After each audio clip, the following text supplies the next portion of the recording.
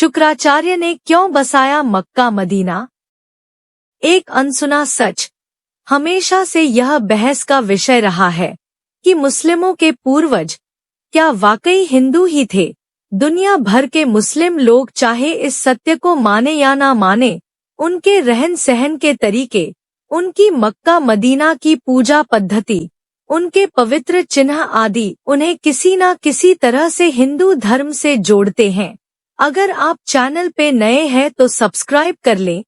हिंदू धर्म ग्रंथों के अनुसार असुरों के गुरु तथा महर्षि भृगु व असुर राज हिरण्यकश्यप की पुत्री दिव्या के संतान शुक्राचार्य ही मुस्लिम संप्रदाय के वास्तविक जनक थे। शुक्राचार्य ने राक्षसों का वंश बचाने के लिए भगवान शिव की घोर तपस्या की, जिससे प्रसन्न होकर शिव जी ने अपना स्वरूप शिवलिंग शुक्राचार्य को प्रदान कर उसे वैष्णव अर्थात हिंदुओं से दूर रखने को कहा।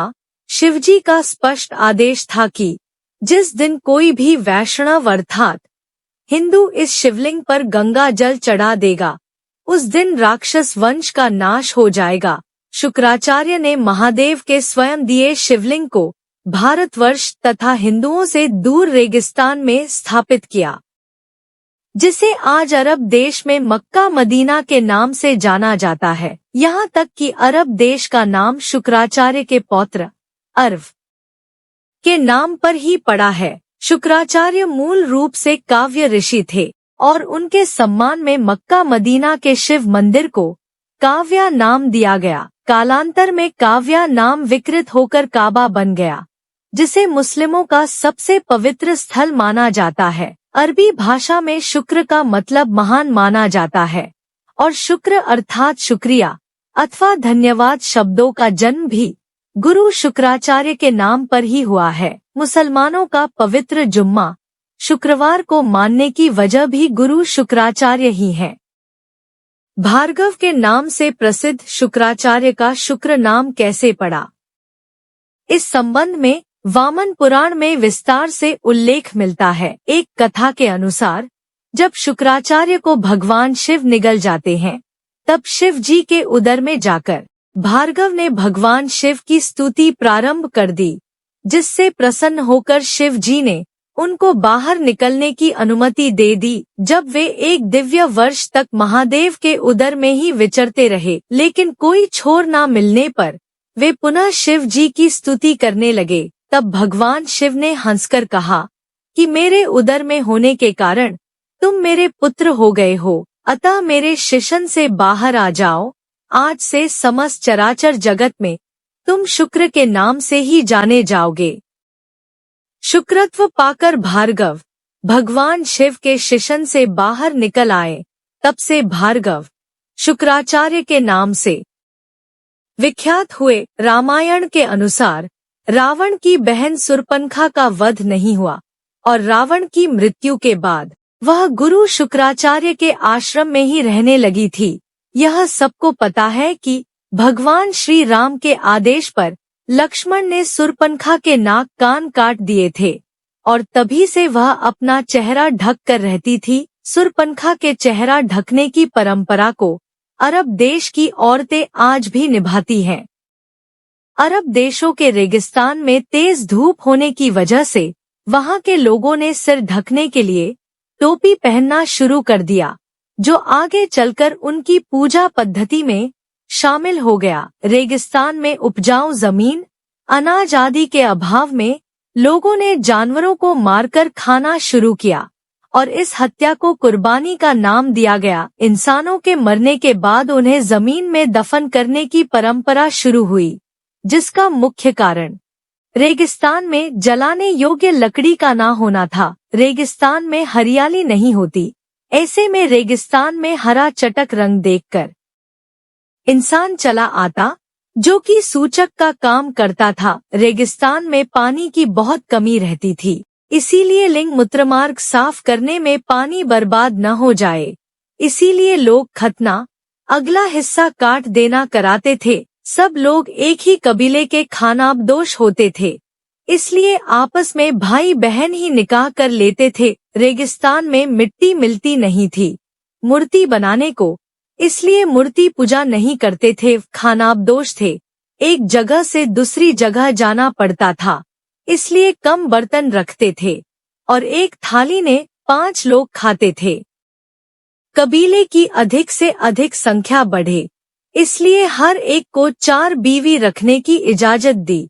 अब समझे, इस्लाम कोई धर्म नहीं, मात्र एक कबीला है और इसके नियम असल में इनकी दिनचर्या है। काबा में 360 मूर्तियां हैं, जिनमें शनि और चंद्रमा की मूर्तियां शामिल हैं। मुस्लिम इतिहासकारों के अनुसार इनमें से ही एक मूर्ति को अल्लाह का नाम दिया गया। शनि, चंद्रमा के अलावा सूर्य और अन्य ग्रहों की मूर्तियों का वहां होना इस बात का प्रतीक है कि काबा में नवग्रहों की पूजा की जाती थी।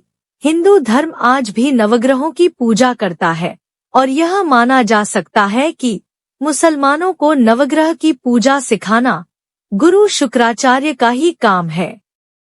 अर्धचंद्र को हिंदू धर्म में पवित्र माना जाता है क्योंकि यह भगवान शिव के ललाट की शोभा बढ़ाता है। अर्धचंद्र चिन्ह का काबा में महादेव के प्रतीक पर होना इस चिन्ह को मुसलमानों में पवित्र बनाता है और इसे इस्लाम के झंडे पर स्थान दिया गया है। हिंदू धर्म के पवित्र शब्दों के संस्कृत रूप ओम को अगर शीशे में देखें तो यह अरबी भाषा में लिखे गए अल्लाह की तरह दिखाई देता है। यहाँ तक कि मुसलमानों में पवित्र माना जाने वाला 786 अंक भी ओम से ही बना है। ध्यान देने वाली बात यह है कि कोई भी मुसलमान इस बात को स्वीकार नहीं करता कि 786 अंक वास्तव में हिंदुओं का वैदिक प्रति ओम है। कोई भी मुस्लिम बुद्धिजीवी यह नहीं बता पाता कि अगर 786 अंक ओम नहीं तो आखिर क्या है। मुसलमान मक्का जाकर काबा के शिवलिंग की 7 बार परिक्रमा भी करते हैं, जो बहुत पहले से चला आ रहा है। गुरु शुक्राचार्य ने यकीनन इस्लाम से पूर्व पैदा हुए अरब क्षेत्र के लोगों को हिंदू पूजा पद्धति सिखाई होगी। मक्का से कुछ ही दूरी पर एक बड़ा साइन बोर्ड लगा है, जिस पर लिखा है कि इस क्षेत्र में गैर मुस्लिमों का प्रवेश वर्जित है। यह साइन बोर्ड उस समय का प्रतीक माना जाता है जब इस्लाम की शुरुआत हुई थी, तथा यह भी अंदाजा लगाया जा सकता है कि शुक्राचार्य ने भगवान शिव की दी हुई चेतावनी पर अमल करते हुए इस मंदिर के क्षेत्र में हिंदुओं के प्रवेश पर प्रतिबंध लगा गया होगा। जहां भगवान शिव का मंदिर होता है, वहां पवित्र नदी का पानी भी पाया जाता है। हिंदू मंदिरों की यह परंपरा भी काबा से जुड़ी हुई है और मंदिर के साथ ही पवित्र पानी का स्रोत भी स्थित है, जिसे जम पानी के नाम से जाना जाता है। कहते हैं कि इस्लाम धर्म के प्रवर्तक मोहम्मद साहब स्वयं भी वैदिक परिवार में हिंदू के रूप में जन्मे थे और जब उन्होंने अपने प्रकृति पूजक, मूर्ति पूजक परिवार की परंपरा और वंश से संबंध तोड़ने और स्वयं को पैगंबर घोषित करना निश्चित किया, तब संयुक्त हिंदू परिवार छिन्न भिन्न हो गया और काबा में स्थित महाकाय शिवलिंग और काबा के रक्षार्थ हुए युद्ध में पैगंबर मोहम्मद के चाचा उमर बिन हश्शाम को भी अपने प्राण गंवाने पड़े थे। वीडियो अच्छी लगी हो तो प्लीज लाइक एंड शेयर और अगर आप चैनल पे नए हैं तो सब्सक्राइब जरूर कर लें। धन्यवाद।